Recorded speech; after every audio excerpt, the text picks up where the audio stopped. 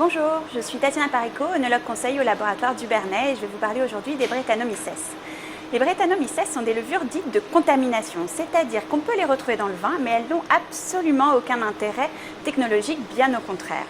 Elles sont responsables de déviations organoleptiques car elles produisent des éthylphénols et des éthylgaiacols qui donnent des notes animales et dénaturent les vins. Les éthylphénols sont responsables des notes de cuir, d'écurie. Les éthylgaiacols sont responsables des notes de gouache et de clou de girofle. Les Brettanomyces synthétisent ces deux molécules à partir de l'acide férulique et de l'acide coumarique qui, eux, sont naturellement présents dans le vin. Les phénols volatiles, que faut-il en savoir? Il faut savoir que ce sont des molécules qui sont persistantes dans le vin. Il faut ensuite savoir qu'en fonction de leur concentration, on va plus ou moins les percevoir. C'est pour ça qu'on parle de seuil de perception. À partir d'une certaine concentration, plus la concentration augmente, plus le caractère animal va être fort et persistant. En dessous de ce seuil de perception, on aura juste parfois un fruit un peu masqué sur le vin. Le seuil de perception dépend aussi du dégustateur, à chacun son seuil, mais il dépend également du vin. Plus un vin est riche, plus il est structuré, plus il est boisé, moins ces éthylphénols et gaiacols seront perçus par les consommateurs et les œnologues. Les Brettanomyces qui produisent ces phénols volatiles présentent plusieurs caractéristiques.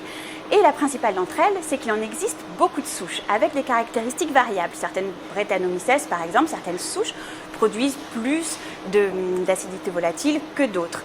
Certaines, et voire la plupart quand même, sont résistantes à l'alcool, résistantes au pH bas et résistantes au sulfite. C'est-à-dire qu'elles sont parfaitement adaptées à un développement dans le vin.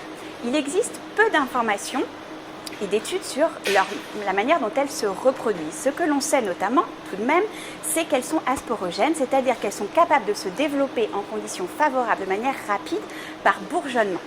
Les Brettanomyces sont présentes partout, dans tous les vignobles, sur tous les raisins, qu'ils soient blancs ou rouges, tous les cépages, dans toutes les caves, dans les cuves, sur les murs, dans les barriques, et également, on peut les retrouver sous des formes viables non cultivables. Ce sont des formes de conservation qui leur permettent de rester vivantes lorsque les conditions ne sont pas favorables à leur développement.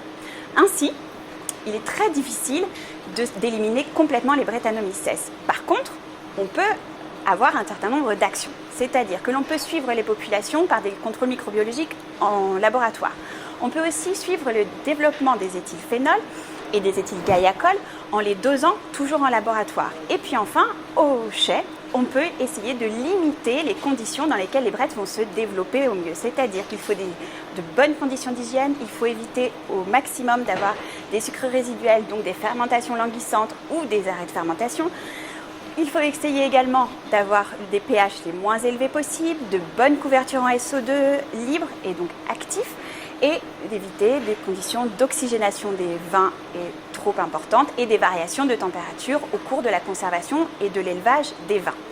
Quels sont les outils qui s'offrent à nous lorsqu'un vin est contaminé? Il y a les sulfites en premier lieu qui permettent de limiter des populations peu importantes, mais ensuite il y a la phage pasteurisation, il y a des moyens de filtration tangentielle, filtration stérile, et également des produits œnologiques, le chitosane par exemple ou la DMDC.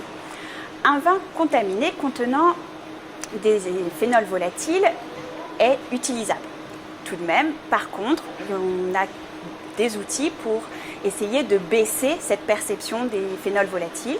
Ça peut être les assemblages, ça peut être le boisage et enfin, ça peut être de nouvelles techniques qui ont été autorisées par l'Union européenne il y a peu, à savoir des techniques membranaires.